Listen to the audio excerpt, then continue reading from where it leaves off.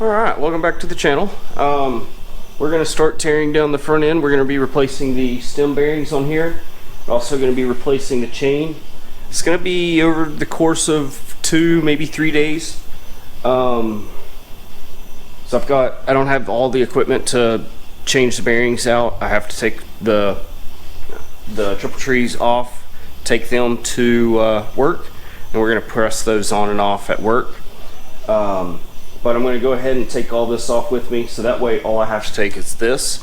I don't have to take the whole motorcycle there and try to disassemble it while working on other vehicles and stuff. So already got this up in the air, so let's start the teardown process.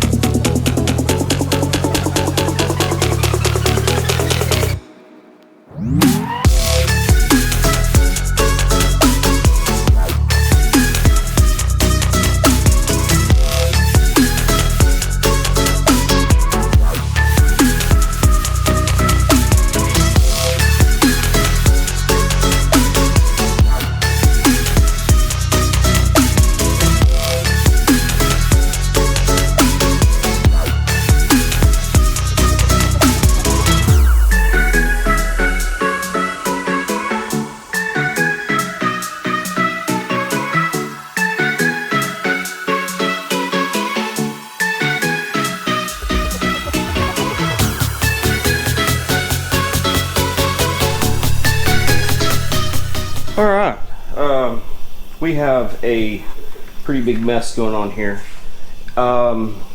It's not too bad. It's not as bad as it looks. So the handlebars, you know, they go up here kind of like so. And then the get that to kind of set somewhere without falling. Then this goes up here like so. And this goes up here like so. So everything's just kind of dangling there. So it looks way worse than it actually is. And as you start going back together with it, it'll kind of should fall back into place. But for now, I'm going to set this down here. Hopefully brake fluid don't leak out of that.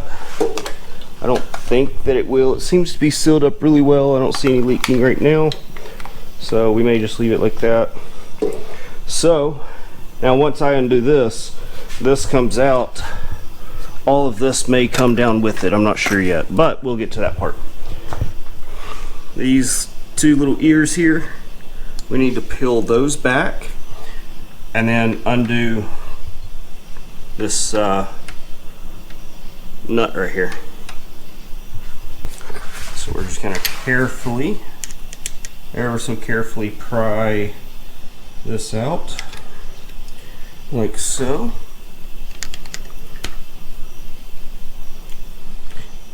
Try to be careful with them so that way they don't break. And then this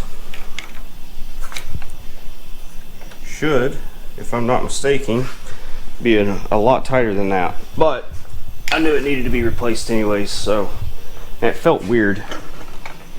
So we're gonna unscrew this. Actually, I'm gonna set the camera down and we're gonna do it. I think y'all can see that. Ignore the mess back here. All right, so we're gonna unscrew this. I'll pull this off.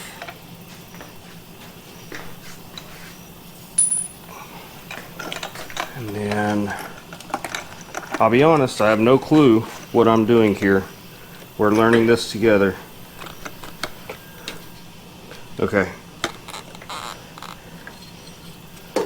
So, that needs to unscrew, I think.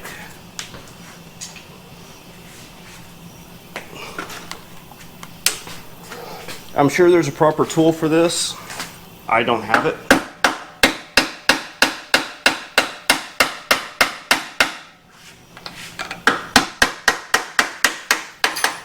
So that will have to work. Now we should be able to unscrew this.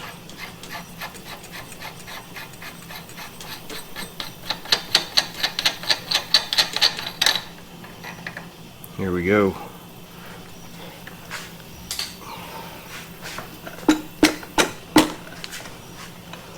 Now my assumption is this should just come out. There we go.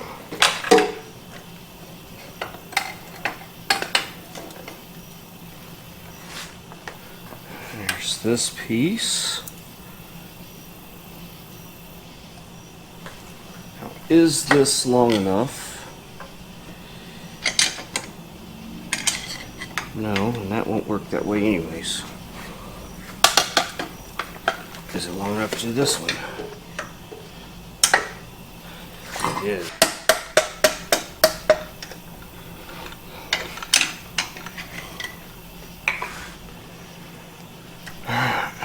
There's that part.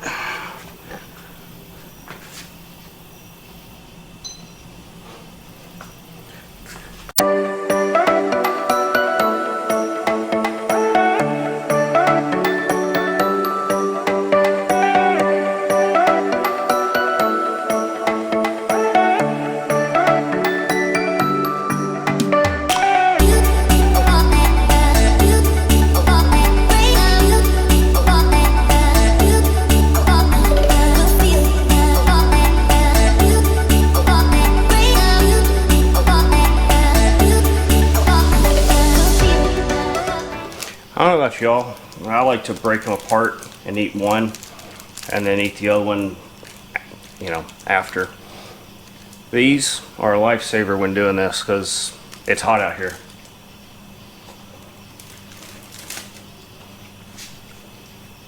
So, finally got this off. This is the design of these bearings. There is this race that goes, this one actually goes in on the top with that lip like that, and then you've got this piece like this, and then you've got this piece sets like that, and then this piece sets like so,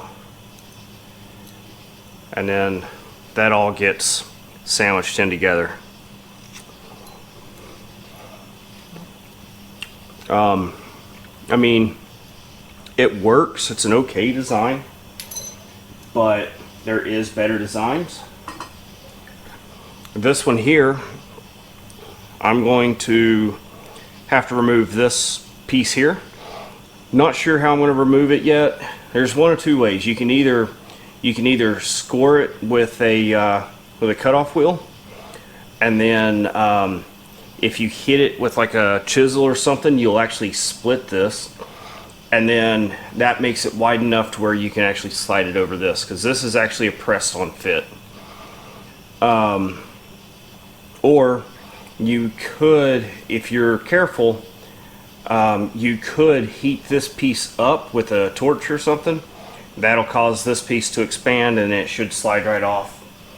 I've seen people do it like that with like hub bearings on like cars and stuff like that. The style that we're going with is this one here, made by All Balls. There's the part number.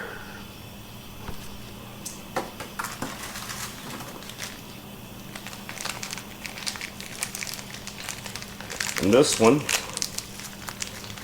is a little different. So this is more like a wheel bearing that you would find in a car, like an older truck or something like that. This is what's called a tapered bearing. And so you have this piece here, and then so this takes place of this piece, and then this piece we go there, which that creates this all in just one piece. And you have these tapered roller bearings, which you have a lot bigger surface area on them, so they just are supported a lot more. So you've got this long surface area that they can wear on, rather than these little tiny individual points. And these little points will cause divots, little indentions in the race, which would be this part. And so, especially like if you're just riding straight down the road, you're putting all that wear in one spot and it's not moving. So they wear out that way. That's what mine was doing. And so this is a 3-piece design, whereas this one, this will fit over the stem like this. This piece gets pushed into here. So this is what's called your race, and then this is your tapered bearing, and they just set in like this. And then when you go to clamp it down, it just gets tight and then it just operates.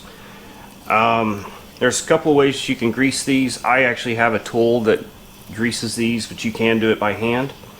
Just get you a puddle of grease in there and just dab it in, work your way all the way around until you see grease coming out of it. That works great.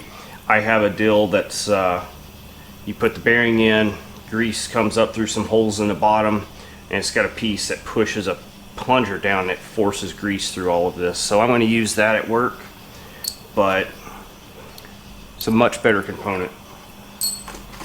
And of course this comes with new seals. The larger of the two pieces, so you've got a smaller bearing and a larger bearing. The larger bearing and the larger seal goes on the bottom, and the smaller seal and smaller bearing goes on the top. We're back at it today. Got the stem bearing cut off and the new one put on. I did that at work off camera. All I did was took a cutoff wheel on the old race, which looks something like that, except just bigger. Basically I took a cutoff wheel and scored across it, and then took a chisel and a hammer, stuck in there, hit it one time real hard, and it split, and then you just slide it right off. Got the new seal in there, got the race pushed on. It actually went on pretty easy, so definitely something you could do at home even without a shop press. I probably could have just took something that fit around this inner race and probably just that and maybe a hammer and just tapped it on there. It would have worked just fine. But we're gonna start assembling this. Now I do have the races here, and I went to Harbor Freight, picked up just a cheap seal and race driver. I've been needing one for work anyways, so, but $40, there it is. You can get your seals put on. If you have an assortment of sockets, you might be able to find one that would fit that. I don't have one that fits it like good. You don't want to get one that's too small. You don't want to hit the center piece here. You want it to sit on that outer race, but none of these sockets that I have fits it, so probably have something that'll work, but we're just going to do it this way. This is the proper way to do it. So we're going to start assembling it. Alright, first thing we're going to do is we're going to push those races into the groove here. You want to make sure that you position it right though. So it's kind of hard to screw it up doing it this way because this is going to position it the correct way.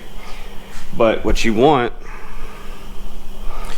is where this is tapered, you want the opening, the larger end, to be facing, you know, to the outside. So this one's actually the larger one. So this one's going to go down here.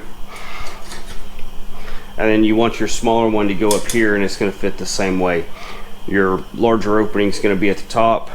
Smaller opening is going to be, you know, towards the inside. So we're going to slide the stem up through here.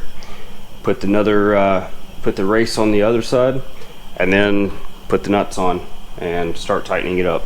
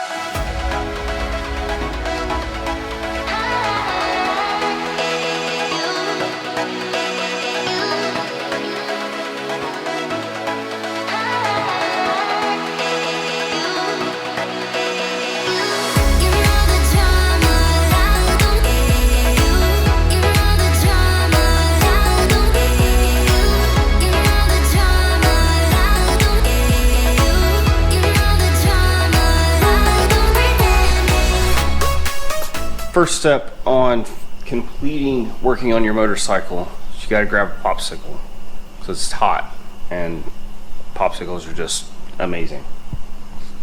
No, it's not the same day. This is a separate day. I had to take the stem bearing to work and get that pressed on and everything. Oh, it's over here. So with that, it actually went together really easy. It took me roughly an hour to get it all back together. So it's just kind of one of those, whenever you go to put it back together, just make sure you kind of line everything up here in the middle, so that way when you go to put the forks in, you're not having to disassemble everything and try to feed like a headlight through here, because obviously that won't work. And then make sure that you torque everything down. Let's see, front suspension, the steering stem nut 76 foot-pounds, the steering head bearing adjusting nut 22 foot-pounds. I just dropped my popsicle. The front pinch bolt is 20 foot, the upper pinch bolt is 20 foot-pounds, lower pinch bolt's 28 foot-pounds. The fork cap, let's see, we don't need to worry about that. On the front axle bolt, which is this one here, was front axle bolt 43 foot-pounds, and then the axle pinch bolts, these here, are 16 foot-pounds, and the brake caliper bracket bolt is 22 foot-pounds. Those are your important torque specs. The rest of it, like this here, you know, just make sure it's good and tight. You know, you can kind of judge. It's a very tiny bolt. These here, same way, same with these. Just use your best judgment on that. But the ones that should be followed are the caliper, the axle bolt, the pinch bolts, and the stem bolt. So, or the stem nut. So, other than that, I mean, it's actually a really easy job. I had this thing disassembled in about an hour. Took me maybe 20 minutes, if that, to remove the old bearing and push the new one on. And then it took me about an hour to put it all back together. So, you know, can't really complain too much about that. So next is going to be the chain. I think I'm going to make a separate video on that. I'm going to make a small video that'll come out in like maybe 2 days on the chain, and then we'll put the we'll do another video. I'm probably going to come out with a bunch of videos like fairly quickly. So this will be coming out Monday. Give it a couple of days, I'll put a video out on doing the chain. And then a couple of days after that will be another video coming out on me putting the rear seat and everything on, and putting the saddlebags on the bike. I don't know if I've showed you all the saddlebag stuff that I have. My GoPro, this is my mess. This is my tools. My GoPro is about to die, so I've got a cord that is dragging everything around. My iPad I've got used for torque specs. And then if y'all are on the Honda Magna fans page on Facebook, I actually was doing a live stream while y'all was watching me fast forward through, or time lapse through, putting this together. So go check that video out if y'all are on that page. If not, go get on that page on Facebook. It's Honda, what is that page called? Oh, Honda Magna fans.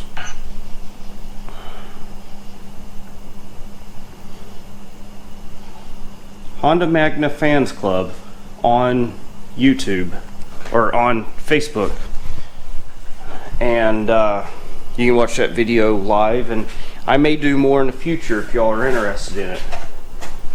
The one that I did today was kind of spur of the moment, like last second kind of thing, and kind of had fun with it. So I've got this barrel bag. I'm not sure what size is on that, 7-8 inches maybe.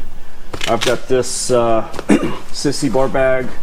I've got the this saddle bag set up, and somewhere right here is a tool bag that goes on the front bar. So all that'll be going on. Got my